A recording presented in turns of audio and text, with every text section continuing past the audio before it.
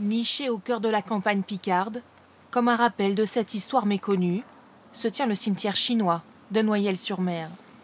843 tombes, à l'endroit même où près de 10 000 travailleurs chinois sont venus participer à l'effort de guerre. Le camp, il partait, disons, de là, comme ça. Il faisait tout le tour, là, ici. 40 hectares.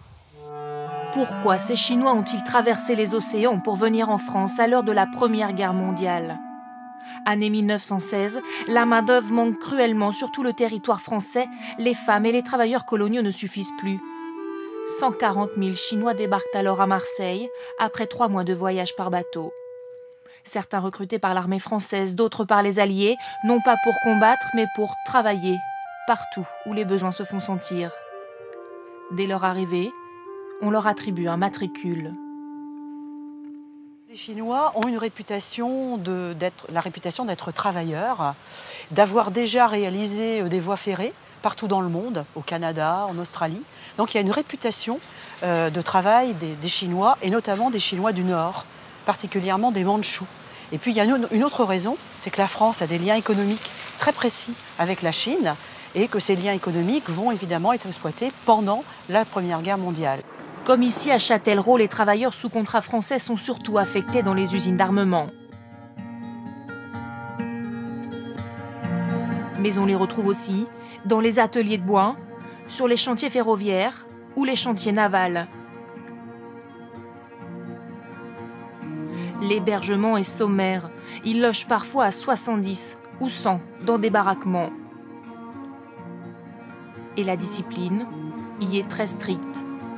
Encadrés en permanence par des officiers et des interprètes, ils ne doivent avoir aucun contact avec la population française. On craignait des altercations entre les ouvriers français et les ouvriers chinois. Et il y en a eu. Il y a eu quelques rixes. Ces ouvriers sont évidemment dès le départ mal vus, puisqu'ils viennent prendre des postes qui ne leur reviennent pas. Ces images témoignent d'un rare moment de partage avec la population, les célébrations du Nouvel An chinois, au cœur d'un village français.